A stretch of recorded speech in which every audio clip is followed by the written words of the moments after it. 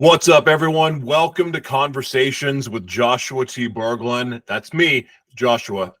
Anyway, welcome to the World's Mayor Experience. That is the platform that we are on right now, but it is soon to be a live and virtual experience, but we'll go into that another time.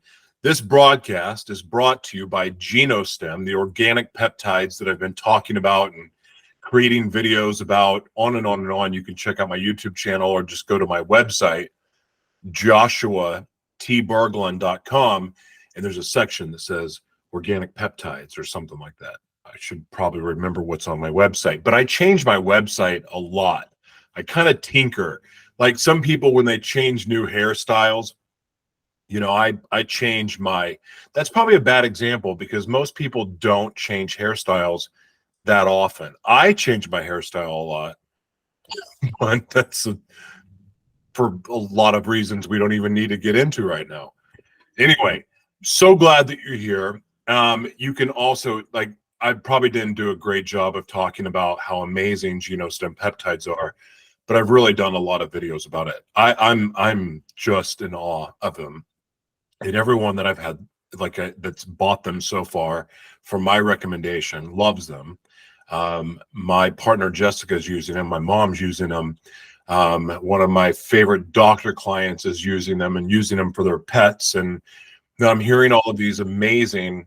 Oh, our guest is here. We just popped on. I didn't even know she could do that. So now that she's here, that is like a ninja. You could just, so go ahead and say hi. Hi, Joshua. Nice to meet you. This is like live radio. You just popped in. And in the middle of me talking, I don't know how you did that, but that is really cool that that happened. So now that I've talked about the sponsor of this broadcast and how amazing these organic peptides are and how you can use promo code MAYOR at genostem.com to save 20% on your risk-free order. I said that right, I think. Risk-free order. In other words, there's a money-back guarantee. And I don't know how big of a risk it is to actually go out and buy something, but when you can get your money back, that makes me feel good, especially if you don't like it. So anyway, I am so excited to have you on today because I don't know how to pronounce your name, so I'm going to let you pronounce your name. And what I was going to say before you jumped in, it was like a run-in, like professional wrestling style, when they do a sneak attack. Like you just sneaked attack into my broadcast. So I didn't get to give you the proper introduction and all of that, but I love this new feature.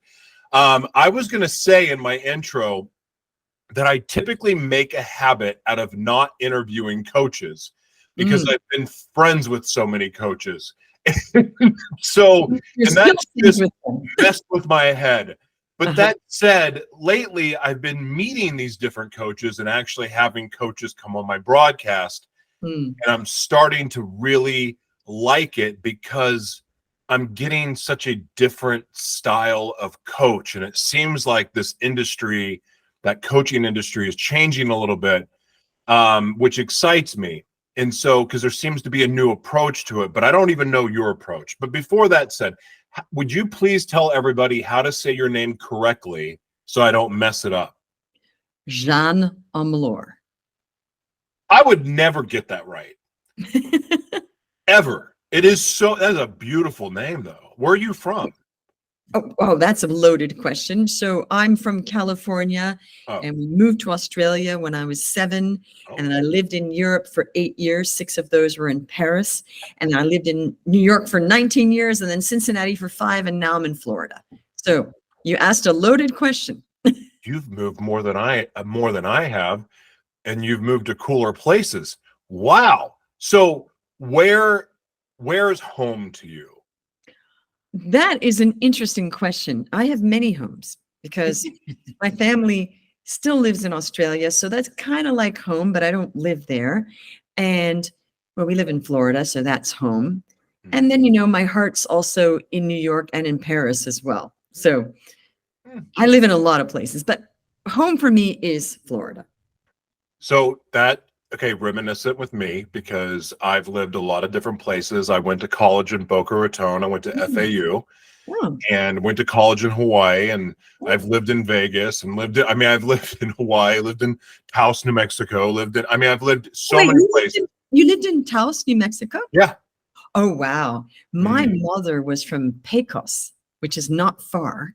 And actually, my grandfather was the one that made Pecos the tourist trap that it was. Really? Yes, he owned most of, and still some of my family lives there.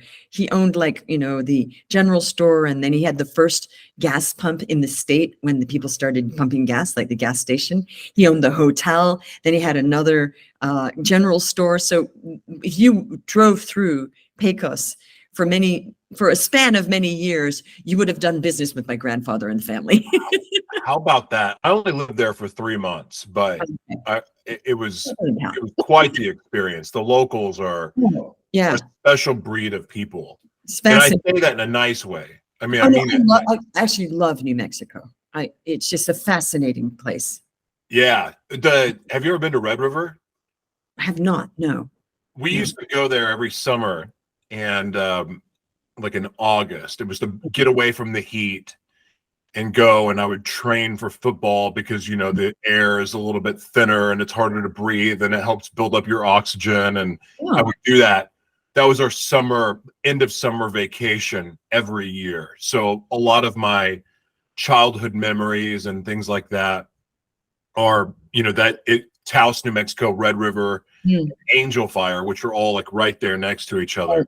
It right. reminds me of that. So, wow, but it's so cool that you've lived in all of those places. And so I would imagine, and I don't know, I didn't have anything planned. With coaches, I have a hard time interviewing coaches for the standpoint of I would rather just have a conversation.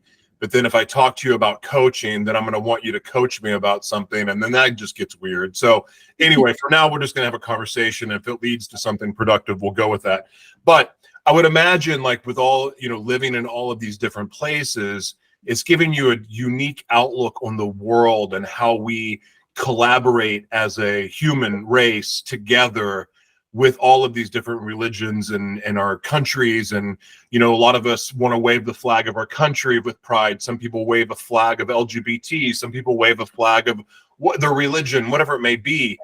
But I would imagine when you've traveled as much as you've had and you've lived in places and integrated into the cultures, you have a good understanding of humans all over the place. What would you say the common denominator is that divides us, but also brings us back together in your experience? First of all, that was a brilliant question. Like, when you were talking, I thought very few people get that, the journey. And I just want to address that traveling and living, and I don't mean traveling like touristy traveling. I mean living in other countries and traveling. Like, I always wanted to travel because I love doing what I call cultural trespassing, where That's cool. you're sort of there like a a fly on the wall, and and I do believe that people, and me, I mean, I guess it also depends on personality, because I've seen people travel and not really absorb their surroundings much. I'm like, how did they not get anything out of that, right? But I've always seen it as this insatiable curiosity to understand other people and other cultures. Because I remember when I was younger, before I started traveling, I thought, wow, there's this whole world out there. And how I am living where I was living in Perth, Western Australia, because I grew up there, I thought, this is my life. And then you've got people in Egypt, and I did go to Egypt, actually. I spent like a month in Egypt. And then I thought so I wanted to be in it, like to really see it. And I did that. And that fascinated me, because it makes you realize there's so many different lives and so much going on. Like, we're in our little life. And I never wanted to just be in my little life and be cocooned. So, that was fascinating. And I believe that when you travel and you truly speak to people and don't have judgment, because, we all have judgment as human beings. And and I'm not saying to not care about your religion if you have one, or your family, or what you believe, because people can get lost sometimes. So it's good to believe what you believe, and to respect, not everybody had your upbringing, your insight, everything. It creates a human life. right? So how can we have biases? And you're like, yeah, how could I have a bias when that person grew up in, the Luxor Valley, and their life. And I'm just giving an example. So this is fascinating. I'll give you a little story and then I'll answer your question, because I remember you had a question. That like when I was in Aswan, I was in Luxor many years ago. I was like 25. And we were on, the tourist boats on the Aswan. And the people that run those tourist boats are of a different race called Nubians. They're the Black Egyptians, okay? And they're in the Bible. I think the Nubians were even mentioned in the Bible. And just an ancient tribe. And the Nubians have actually, their homes are a little bit like the Native American homes in New Mexico, where you go up and then down. Yeah. Same thing. Okay. You go, you climb up and you climb down into the home, a little bit like the Native Americans. I guess that's the Navajos, right? So anyway, I was on the boat and there was me and my friend and her brother. And the brother was not as open as I was. He was just traveling and, whatever, no judgment to him either, of course, but it's just a different way of traveling. Mine was like soak up everything I can about the culture and find out what makes these people tick in their lives and kind of get like a slice of life. Okay. So I'm on the boat and I'm chatting to him and he's like, he's like, okay, you know what? He's smoking his pipe and he goes, you know what? I want to invite you to my family for dinner. I said, really? Us? He goes, yeah, all of you, obviously. I wasn't going to go there alone. He goes, no, all of you and, the man, and you can all, I was thinking, is this safe? And I thought, wait a minute, he owns the boat, we know where he lives, So, I thought it was pretty safe. And they said, yeah, that's probably pretty safe, the three of us. So we go, and he showed us his, his license for the boat and everything, because he knew about safety. He invites us to his home in the Nubian village. Nobody gets to go to the Nubian village unless you're actually invited by somebody that lives there. It's not a tourist attraction. Okay. We're going to the Nubian village. And I'm like, wow, this was like, the mother lode. This is fascinating. And I just thrive on that, So we go in and the wife has prepared this lovely meal on the ground, it's on the ground on a big round tray. And, the custom there is that the woman of the house doesn't sit down to eat with the people. And I'm like, oh, she can come and eat with us. He goes, no, that's not what we do. And I said, okay, and he just had this beautiful meal. And he was, talking to us. And he said, I just really enjoyed your company and I wanted to invite you all over. And I've never met a tourist like you. And I've never invited a tourist over in my entire life. I was like, wow. He said, you have an openness. And he spoke very good English because, that I've never seen. Okay. So we had this meal. I thought, wow. Then we were in Kenya on safari. Okay. And the Maasai they have guarding because bad stuff can happen, They're like, do not leave do not leave the camp. He wanted me to be one of his wives. And I was like, okay, no. But so I've had some interesting events. Okay. So to answer hold on. I can't let that go. That's too interesting to me. Did you even consider being his wife? Of course not. Oh, Like some dude I just met. I married somebody I didn't know, so I was just curious if you thought about it. Well, no, not really. I wasn't. I know some people are intrigued by the difference and the exoticness of that. Oh, I'm good. And he says to me, he goes, yeah, and I won't make you live in the hut. I'll put you in a house. Because he had several wives. And I thought, how does he afford all this? I was just thinking economics. How does he afford all that? And I said, no, I'm good. Thank you so much. I appreciate the offer, but I'm good. So, I mean, what a life would that be? And I was thinking also, I wouldn't like the food. The Maasai actually, mostly what they eat is blood. Mostly they just drink blood of the goats or whatever it is. And they eat meat, blood, drink a tea, and they hardly eat a vegetable. He said, if I ate that vegetable stew, I would be sick. He said, every now and then we eat a potato. And I said, I don't like the diet. I don't think I'm going to be your wife. I didn't say that. All about the food. And I thought, I don't know. He said, yeah, we won't make you eat this food. And he said, that vegetable stew that the cook is making for you all, he goes, I cannot eat that. So, you learn a lot traveling. What's that all about? Why can't they eat potatoes. Their diet. You see, it's fascinating to me. I'm really into diet, and it's fascinating to me. You know, they prescribe a diet.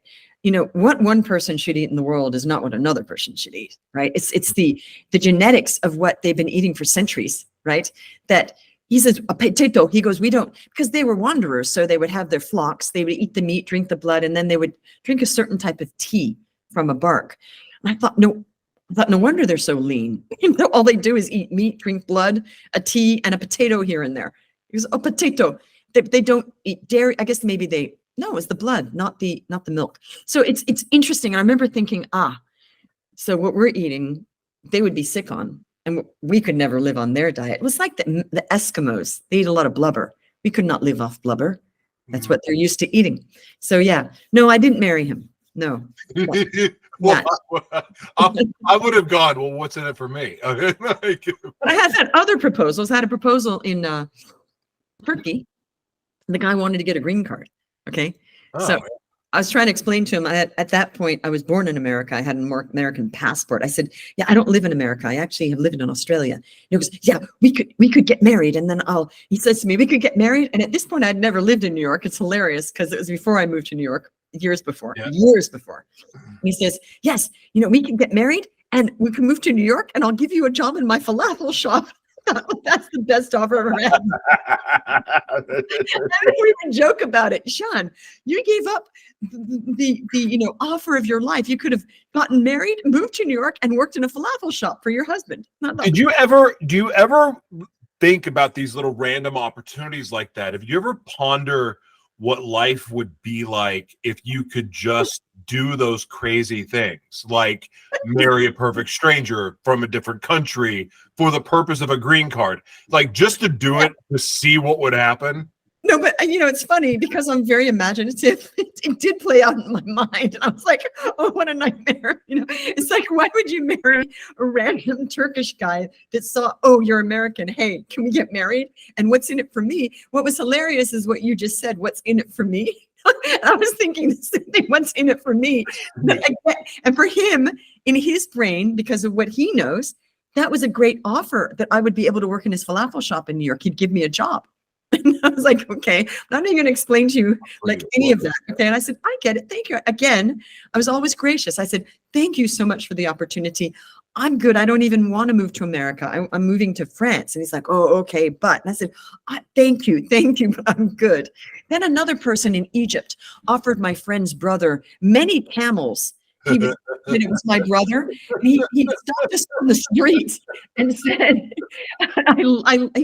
he stopped us on the street and he said, hey, is that your sister? I like her a lot. I want to marry her. How many? I'll give you many camels if I can marry her. Now, camels are very, very, very valuable. I was actually quite flattered with that one. It was quite a number of camels. I'm worth that many camels. Like camels are expensive. so we would joke about, they would also joke with me, we should have given you away to the camel guy. But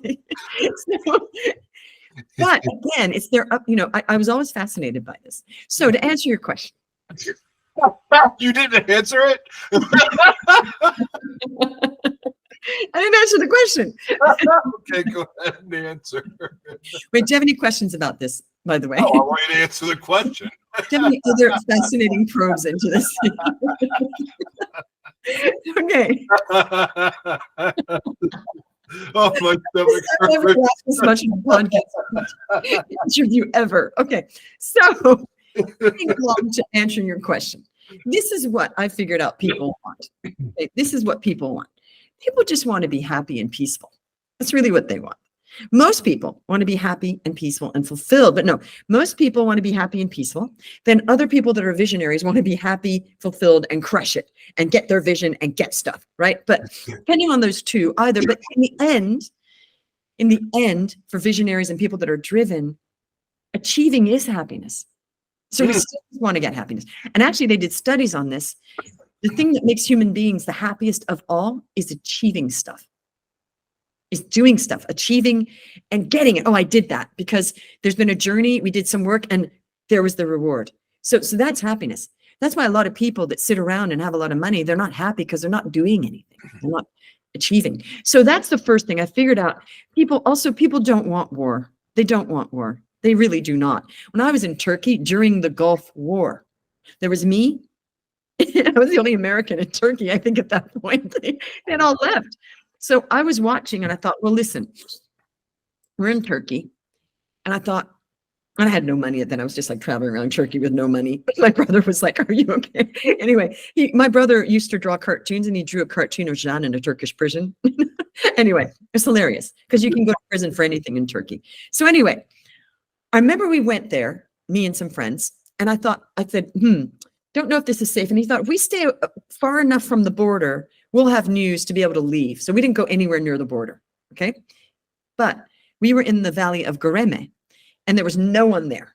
Like no one there. It's just, and they were like, oh, tourists, and all the people, everybody was like on us because there were like 3 people. And it was kind of weird and great and sort of eerie because we were there when no one was there. It usually be, and one woman, she goes, Saddam Hussein, bad, because like no tourism kind of thing. And I thought, I get you. So we literally went to this like hotel and the owner drove up and he said, here, he threw the keys at us. He goes, do what you want. He left us in the hotel. He said, use the kitchen, do whatever you want. So we had the whole hotel. It was a little hotel. It was like, 3 stories, little hotel, still a hotel. And so it was this eerie, weird kind of like end of the world feeling, like, wow, we got the keys to and they said, yeah, here, pay me how many nights? We said, sure. He said, here, he goes, I'm a half an hour away. I don't want to have to come in every day. Just use the kitchen, do what you want. So we went and bought some food and cooked our own food. It's hilarious. Wow. Yeah. So I've seen some really kind of funny things. So you said, what was the second part of that question? You said, what do people want? And what separates us, did you say? What separates us, and then also the common thing that brings us together, which you brought that together. But what would be the crap? Not gonna forgot the context of the question because you answered the other one so well. Right. But what is that common thing that I would say that it plagues all of us? Like the thing that, and I guess you kind of answered that too, because you said we don't want war. Right. Well, what we don't want is we don't want a lack of peace of mind, because what we do want is we all want peace of mind. Why do you think life insurance companies get people paying so much money? Because they're triggering that fear, that the triggering the lack of peace of mind. It's like, if you buy our insurance, you're going to have peace of mind. Oh, that when you die, that your wife has a life insurance policy, that. So what we want, people want peace of mind, because peace of mind means that we're good. And that's across the board. That's with relationships. That's with money. That's with our health. That's with what we're doing in our lives, like our job or our career or our business. So across the board, when you look at it, when we don't have peace of mind, let's look where that comes from. Lack of peace of mind. Oh, my business isn't working. Oh, I'm not making enough money to feed my family, or I'm in debt, Oh, I'm fighting with my wife or my husband, my boyfriend, girlfriend, or whatever, right? Oh, I'm not getting along with my kids. I'm not getting along with my parents. So the lack of peace of mind stems from all of these things. And I think people really just want a 360 life where they have peace of mind, where their relationships are going good. There's no big conflict. They're making enough money. They're feeling like they're using their talents and they're healthy, right? I think people want that 360 life, and it's different for everybody else, because some people don't care about a business. They just want a job. Some people love going to their job in the morning and talking to their coworkers and getting along with them. They just thrive on that. We don't. I don't. But so that, I believe people want peace of mind and the source of the peace of mind. On your website, it talks a lot about with your coaching, talking about visionaries and laser focus, and the two can be very, very much at odds sometimes. Yes, very much. Because you have to be somewhat, like with me, I don't get my visions when I'm sitting there trying to meditate and focus, or I'm practicing contemplation. My visions come when I'm running around like a maniac, or something crazy happens, or something that's what brings them out, like all the time. And it's never when I'm expecting it. When I try to focus or I try to meditate, that's when my brain goes apeshit. Right. You get monkey brain because you're trying. Well, actually, what you just described to me are called mind-brain activities. And a lot of people get their visions when they're in the shower. That's a mind activity. And a lot of people get their visions. I used to get a lot of visions when I was getting my nails done, because it was the one time where I was awake, sitting down still. And I realized if I wanted to get ideas, I would go get my nails done. And I would get the long ones. I would get the nail extensions because it took 2 hours. So I thought, wait, I'm going to go get my nails done because I know I'm going to have to sit there and I'm not allowed to move. Okay. But I wasn't sleeping. So I thought, I get it. I'm sitting there, not asleep, not allowed to move. So it made my brain do something. And I got a lot of ideas getting my nails done. Okay. Oh, that's genius. Right. I figured that out. So it was where you're not sleeping. So you could go get, you could get like a pedicure, you know? The other thing is, if you don't fall asleep, the other thing is getting a massage. Often that will make you creative. Me, not so much. I just want to relax and not think. But that's mine. And also a lot of people doing the dishes. When I'm doing dishes, I also get, because I'm doing something. So when you're doing something, so you're not just completely still. It's a mind-brain activity. So that's why you're getting those ideas, because you're doing something and you're not completely still. Makes sense? Well, yeah, because like the walks, walks, yes, I get a lot of ideas while I'm walking because you're doing something. And actually, there's something called a walking meditation that Joe Dispenza has developed, because they've doing some action actually is easier than just sitting still and saying, okay, where's my muse? Now, you said something very, very smart. So I just had somebody on my podcast, and we were talking about the visionaries and all that. And even though I'm a visionary, I'm very strategic. Okay? Yeah, it used to be that way. I used to be a complete flake. Not complete flake, but very flaky in the sense I was a complete artist. I would get up every morning and I would go visit my friends at the cafe. We'd talk about art. I was an actress, filmmaker. And then I used to have to, of course, I had to make, oh gosh, I had to make a living. So I'd go give some, English lessons and just fill in. But my whole life was about creativity. And I did not care about money except what I had to have to keep going. Okay, I was very unmaterialistic. In fact, people were like, I've never met anybody as unmaterialistic. I didn't care about money except what I needed to keep going, to have that lifestyle. Then I thought, it's not quite working for me anymore, and I don't like being poor. And so I went over time, when I started working for Wall Street, the other side of my brain started getting, the organized side of my brain, the rational, started getting more developed. And now I can sort of feel like when I'm clicking, I'm not as creative as I used to be. I don't do the painting. These are my paintings in the background. So I was going to ask you about those. They're beautiful. Yeah, thank you. Very interesting. The one on that wall is not mine, it's friends. But it's very interesting you say that, because visionaries, we need to have a vision, but then be able to execute it. So that's when people need help with the coach sometimes. Yeah, I 100% agree with that. My gift, I see what's possible, and that's shown to me. It used to be just the good things, right? Then it switched to good and bad, which was nice, because being able to see who's an evil creep, that's good stuff. Very, very helpful from a discernment standpoint. The strategic plan, the steps that came later, right? And you're right. It's for so long I thought I could operate in my gifting. And that's kind of what I had learned through, when I was being trained I don't know if it was really what you would call ministry training, but I was being trained in the church, and I was an evangelist, whatever. I go to Bible school. There's some training and guidance there, right? Yeah. But it was all operating in the gift and operating in the supernatural. And so the trap that I fell in was thinking that, well, I'm going to act in faith. I'm going to serve. I'm going to do this because I don't care about money. Yes. I'm just going to fly by the seat of my pants, help anyone. I'm going to walk the earth like Jesus, basically. Just heal and touch and everything. But here's what happened. I lost everything again. Because I wasn't doing the other parts of it, thinking that, I can just operate in my gifting. I don't have to learn anything else. That is the furthest thing from the truth. So what you bring up, how some visionaries need that coach to help with the strategic plan. Mhm. You're right, because there's other parts of it to make the whole thing go. Like now I understand it to be, it's not name it and claim it. It's not going to fall from the sky. God's not going to just make it appear out of nothing. But what will happen is if I work with God and co-create with God, and yes, I'm operating in faith, but I have a plan. And I'm taking action, and I'm following not necessarily steps like step 1 and step 2. No, I get it.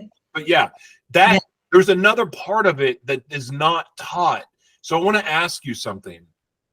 Why is that? Because I seem to think and I'm not knocking religions here at all, but religion is telling us one part of it.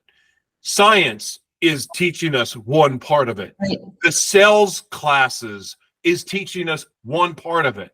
We're Yes. not getting the full spectrum approach at wisdom. Right. Well, Half-baked stuff. no, that's so interesting the way you're talking. I really dig the way I really get how you're expressing yourself. It's rare, actually, because I would have said something like that myself. This is the deal. God helps those who help themselves. That is all in there. Knock and it shall be opened unto you. Something like that. I'm paraphrasing. So it's in the Bible. Like it's all over it. If you're talking about any Christian-based religion, right? So now for people that feel like God should just give them everything, blah, blah, blah, I find that a lack of humility. Why? Are you a saint? Are you a saint that you're the one that God should just like drop it on your head with no work? Like, why? Why you, unless you're some exceptional saint or chosen someone? I dig it if you are listening out there, okay? But we have a lot of people. Why? Because they just wishful thinking. It's like a lottery ticket. So you shouldn't treat God like a lottery ticket. No, right? It's not a lottery ticket. God helps those who help themselves. So if you want to lose weight, sure, pray that the diet you're on will actually work for you, but do the diet, right? Yeah, praying over donuts and saying this is a fat-burning donut is not going to make it burn fat. If you want to lose weight, there's certain things we all know you need to do. And depending on the person, I'm not a dietitian, depending on the person, y'all know it's going to be something to do with the diet and exercise, right? One or the other or both, all right? Okay, so again, not my thing. I mean, I'm really into health, but I'm not trying to dispense any kind of information there. So if somebody chooses to believe one part of it and then go down that passageway and have a narrow vision, that's their problem, right? Because we all know God helps those who help themselves. I mean, you practice a religion. It's not like, hey, believe in me, but don't pray. Practice the religion. There's certain things, or whether you go to church or temple or wherever you're going. So there are things to do. Praying, right? Do the right thing, blah, blah, blah, depending on the religion. Okay, I'm just trying to make it, open. So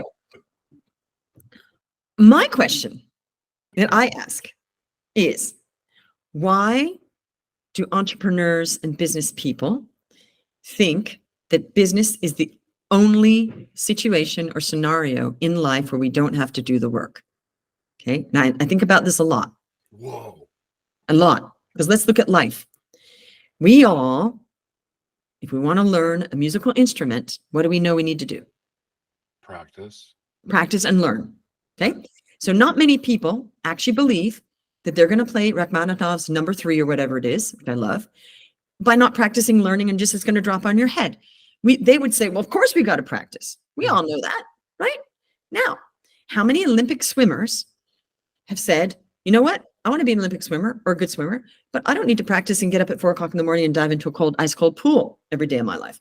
No, we all know, generally, people all know that athletes have to put those reps in or they ain't going to be very good. Correct? A given. So we have 2 cases, music, sports. Now let's move on. We all know that doctors, if they want to be doctors, what do they need to do? Study, practice. They need to do residency, years of study, years of putting up with a lot of bad treatment. We all know that. Years of paying off debt. Yeah. Years of no sleep. and everything resonating, blah, blah, blah. Nobody says, yeah, I want to be a doctor, but I just want to follow my head. Not one person. Okay, those are 3 examples. Okay. And for all sorts of things, we all know, but somehow, someone, somewhere decided that entrepreneurs and business owners should just have it all happen and they should do a tiny bit of work and it's just going to fall into place. Why? I don't know. That's a great question. Have you seen this though? This thing that goes on like, well, I should just, and the other thing I hear a lot, I should just know how to do this. And I thought, why? Do you know how to build a rocket? Do you know how to, do all that stuff that you never studied for? Do you know how to be a lawyer? Do oh, but I should do this. There's some idea. I blame the motivational speakers, to be honest with you. Maybe. I mean, I'm into motivating people, but I'm also into like, hey, you know what? You got to learn this stuff. So that's the thing, that it's great to have visions. I had visions all the time, but I was not good at strategy. Like I was so creative, but I couldn't follow through because I wasn't thinking, okay, this is what, I'm just creative, right? I lived in that brain for a long time. So now I have both brains. You need a plan. It doesn't have to be like a strategic planning. You just need to have at least 2 ducks. You don't need your ducks in a row. My whole thing is I say I get 2 ducks in a row and I shoot them, because that's the other thing of over planning and overthinking. Then you have the other people, I'm going to overthink that. So it's this balance of a dance you have to have where you have some plan, you've got to know some actions to take, and you take them and you test it. You do a lot of testing. Wow, that's a great segue, because you were talking about testing. Sometimes, like with me, there's a lot of, because I'm a creative and art, I use technology for my art, and and that's the medium or the vehicle that's used to display my art. But like I just lost my train of thought. Oh no, I know what I was going to say. There is so much trial and error, but what I want to ask you is, there's only you have to be willing to fail, but then at some point you have to go, yeah, this is a dead horse. Like I need to quit beating it. So how do you decide what the best, because you got to try, you got to tinker around, you got to go, well, that didn't really work. Could we try it a little bit different this way? And then you keep trying it. But sometimes you're trying all of these different angles, but really you're still trying to fit a round ball, round whatever.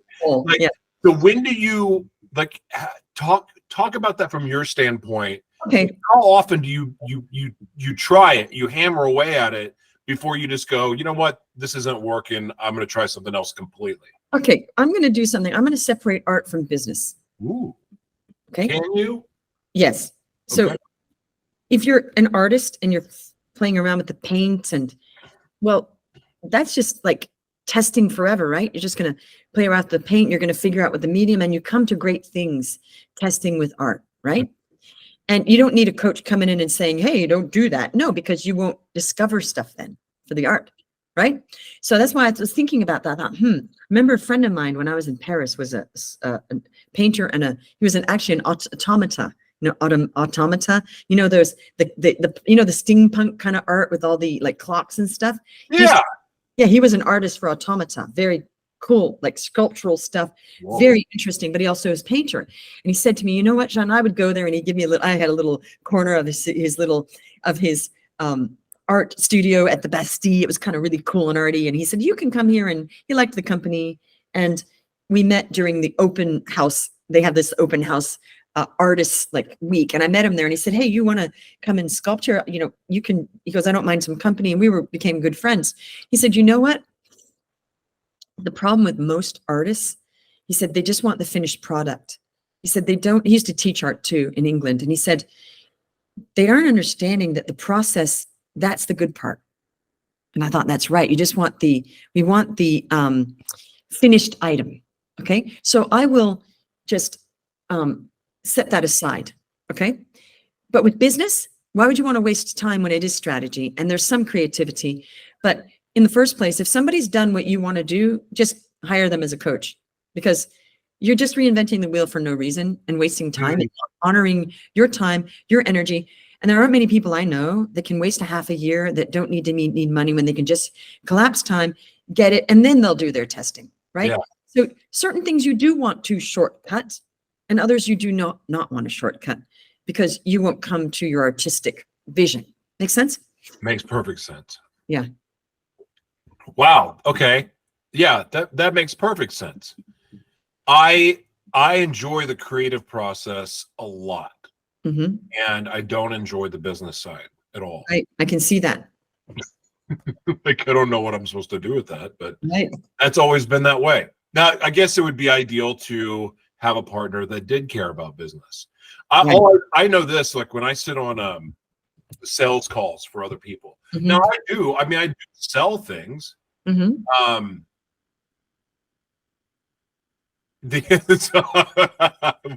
I didn't know how to like not pay attention to what that just happened. Anyway, it distracted me. No worries. We are winding down, ladies and gentlemen, because this plane is going to crash. Anyway, I don't even know what I'm saying now. It doesn't matter. Nonetheless, here's the deal. I think you're amazing, and I've really enjoyed. I had so much fun with this conversation, but I want you to take these last moments and close us out and share any last words, whether it's a word of wisdom, something that's on your heart that you want to share, but then also plug where people can find you, where they can hire you as a coach, they can listen to your podcast, just promote anything you want. The floor is yours. Sure. Well, we're going to give you some links that you put in the show notes so that people can just, do it. But I just did launch a podcast on January 1st, and we are dropping 60 episodes in the month of January as the launch. So I'm a beast. So Did you say 6 or 60? 60. That's how you do it. Yeah, you see, I'm always strategizing, like how can I push the envelope? And that's the testing and the creativity part, right? Nobody's ever done that before, apparently, or maybe I don't know anybody that's done that. My podcast producer was like, this is amazing. Okay, so this is what I want to say. People are wasting a lot of their time by fear and thinking they have something called imposter syndrome, which doesn't exist. Does not exist. You cannot be an imposter of your own life. I don't know how but then people latch on to that. You don't have a syndrome. You're good. I'm good. You're good. Right? Basically, it boils down to this. What do you want in your life? And are you prepared to do whatever it takes to get that? Now, if you figure out what you say you want, and then you say, well, I'm not prepared to invest. I'm not prepared to face my fears. Give it up then, because then you're in what's called purgatory. You're in limbo or purgatory because you say you want something, you figured out that you don't want to do what it takes. So give up the dream and live a nice life. I'm serious about that, because the worst thing is being in between. And if you know that you are not going to do what it takes to get that, then give it up. I'm very practical. The second thing is, if you are, yes, I want that. And will I, can I get there? Yes. Even if you want to become the person that will do whatever it takes, go for it. There's two types of people, and it's black and white for me. There's no in between. You can't kind of take a little bit of action to sort of get to the $1 million you want. It won't happen. It's not going to happen. $1 million does not fall on your head. It's because we have worked, and it's a hustle. Because I got to $1 million when I got online in 17 months. It did not happen by accident. I'm never out there telling people, oh, coach with me, it fell on my head. No, you have to do the work. Here's what I did. You want to be like me? Do what I did. Okay. Then I got some team members and blah, blah, blah. We're at over 3 million. I have a lot of help, enough help for me. So figure out what you want truly in your life. And if it's just you want to have a nice, peaceful life with enough money coming in and, watch football games with your buddies and sleep well and eat well, go get it. Nothing wrong with that. But you got to figure out what you want and then act accordingly. And if you feel like, you don't really want to be that person everybody says you should be, don't. But figure that out. And then figure out, will I do whatever it takes? If it's not illegal, immoral, or unethical, those are the three. To do whatever it takes apart from those, go get it. Go get it and think, now how do I shortcut this? The question then is not how, it's who. Who do I get the help from? So those are my last words. Amazing. Plug your website where people can find you. Sure. JeanneOmlor.com. Same as my name. Very cool. Instagram, same thing. Facebook, LinkedIn, all my name. Excellent. You are a gift. I had so much fun with you, and you're welcome back anytime. Anytime you have something you want to promote, come back. Welcome to have you. Awesome. Thank you so much, Joshua. Blessings. Thank Okay. you. Thank you. Bye. Bye.